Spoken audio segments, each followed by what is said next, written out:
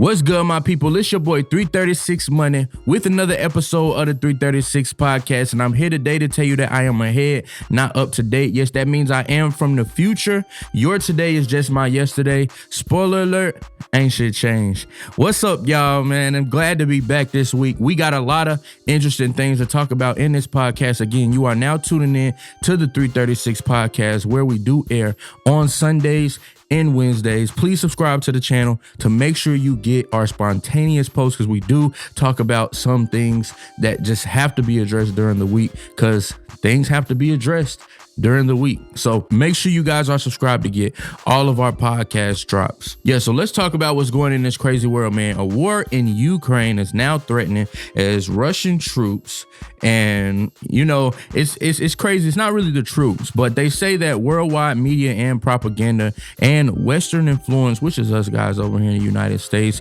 are causing this war to raise tensions and this war to actually become a reality. Putin and his advisors feel that Washington's fake news is causing tensions to rise.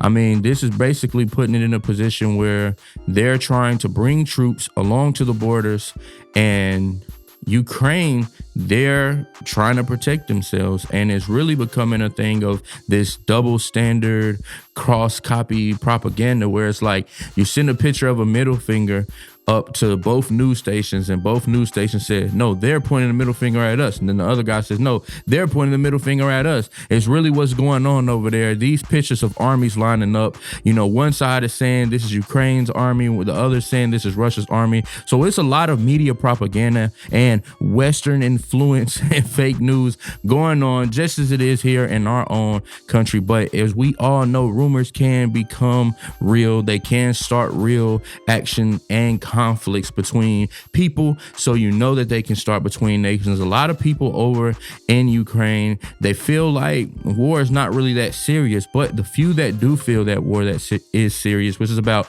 30% of the population, feel that it is because of media and its propaganda. Now, NATO forces have aligned up along the border, and also Putin and Russian armies have responded by sending over 100,000 troops along the border, which he calls a necessary response due to the Western influence. Since the Soviet collapse in the late 1900s, there's been decades of rebuilding this Russian army. So it's not like we're going to get the same army from the Soviet. Putin has dedicated his life to rebuilding and strengthening this army so that Russia is never that vulnerable again. Russia now boasts one of the most well-trained armies in the nation. They have one of the best forces. So, I mean, we just have to watch this closely, because at the end of the day, World War III imminent, guys. In very interesting news, and you may not feel that way since the pandemic, but there is a jaw-dropping drop in fertility rate in the world. Yes, fertility rate. And that doesn't necessarily mean that women can't have children anymore, but it's the rate at which women are having children. And it is said that that rate is now dropping in over 20 countries. 20 countries can see their populations halved by the year 2100. So in less than 80 years, we could have half the population in some of these 20 countries that are going at the current existing rate that they are going at. Yeah, but countries are actually getting older, man. It is said that once the rate drops below 2.1, and that's the fertility rate, that's when the population starts to decrease. In the 1950s, women were having a baby at a rate of 4.7 per female. So that is like crazy. Can you believe that in the 1950s, on average, women would have almost 5 kids? Now that rate has been halved to 2.4. So these are due to a lot of changes, man. You know, women taking more of a masculine approach to life, working, chasing their careers, you know, chasing their own dreams, you know, protecting their own interests and going after things that they want. Therefore, it is said that, you know, they're not as focused on just sitting there and having 4.7 kids. So, yeah, there's a lot of things to attribute to this. The overall population is supposed to peak at about 9.7 billion by the year 2064, and then drop 1 billion in under 40 years before the year 2100. Nigeria has about 800 million people currently.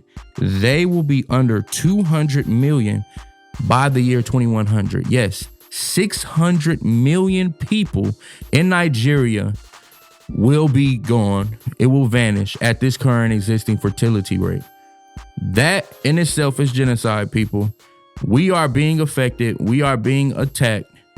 Birth control and all of these different things, contraception, it is all causing these things and affecting it big. As you can see, especially in the African-American Black communities, in our roots, we got to do our work, guys. We got to start raw dogging, man. I don't know what y'all gonna do out there, but y'all got to start helping, man. If you ain't helping the cause, you causing the cause. Put the condoms down. Find somebody you really love. Let's get back to having these babies, having these kids, or else there ain't gonna be no more people by the year 2200. There just ain't gonna be no more people. Also, in more serious context, man, more than a half dozen, or I think a dozen actually, HBCUs have had bomb threats in this past week. Yes, there have been bomb threats at more than a half dozen HBCUs this past week. Why are HBCUs being targeted, such as Jackson State? I don't know. But the FBI said they are aware of this and they are taking it seriously. Have you heard of this happening? I don't know. Maybe not. I don't know if this is gaining enough attention. Our HBCUs, our Black kids, our future that are in college trying to make those adjustments in life to get their degree and to pursue their careers, to get in our workforce, to be the next helm of the African-American community, they are being attacked. They're being targeted. They're being threatened. And I'm not 100% sure if there's enough being done about it. Make sure you call and check on your people because this is a serious issue. I'll continue to give updates if we get any more developing news in regards to that. I'm sure you all will know if somebody blows off a bomb at a school in America. Whoopi Goldberg, who you might have heard of, has actually been suspended from The View this past week due to her saying that white people killing white people isn't about race. Now, that just sounds a little crazy. Just saying it sounds crazy. White people killing white people isn't about race. And she was suspended over that. Again, these comments were related to Jews and the Holocaust, to where they were kind of simply trying to compare that to, I guess, slavery of some sort. I don't have the clip, but it is kind of weird that they did take that action against her. They felt like her comments were just insensitive to the Jewish community, which I don't really think that I can't see it. I don't see it. If anyone can explain to me, I love to talk about it. Comment below, but I don't see how white people killing white people is about race. Maybe about, self-hate. That seems to be more of a category we could put that in. I don't think that is about race. But yet she was suspended. People were infuriated over her comments that she made. And I'm just so sorry that you guys feel like the obvious truth is such a blatant disrespect. But I'm sorry for Whoopi Goldberg, who later had to issue an apology due to her comments. Probably just, following orders there, but we all know that white people killing white people is not about race. And I don't really think that you can convince me otherwise. But if you like to, comment below and we can talk about it, man. Free Whoopi. Joe Rogan, man. Joe Rogan, video resurfaces of him using the N-word on many different occasions. He is being targeted right now by the cancel culture, but I'm not sure if he's actually being targeted by the cancel culture. Joe Rogan has one of the most successful podcasters in history. Right now, probably has the most successful podcast in the world, reaching over 11 million viewers per episode. He has a current deal with Spotify worth up to $100 million for his podcast. So is he really being targeted by cancel culture, or is this just media news and propaganda? Why do you say that? Well, Joe Rogan recently called out the White House on a lie that they stated on national TV that anyone with resources could go and figure out that, wow, they did just lie to us. You can verify this. They said that this new COVID shot, this booster shot, was approved from Pfizer by the FDA, which it was not. And Joe Rogan simply just admitted that. Now he actually is being targeted for COVID misinformation. And now The White House has this whole thing where they're going back and forth with them and Spotify. They want Spotify to silence Joe Rogan. Silence Joe Rogan. That's actually censorship, guys. Joe Rogan is now the front runner for the First Amendment, freedom of speech, and he's being targeted by this censorship, which we all been targeted by. Just put the word COVID in your post and see what pops up under that post once you post it, and you'll see that the narrative is being controlled about COVID, what it is, how it's affecting people, and what people can do to avoid it. Narratives being controlled. Our voices are literally being ripped from our throats. Joe Rogan is now the front runner as he's being attacked by mainstream media for correcting the White House on their misinformation. And we have to understand that this fight is bigger than Joe Rogan. It's bigger than these 7-year-old clips of him using the N-word. I didn't really see the clip of, him making any comparisons that were negative or racist toward the black community.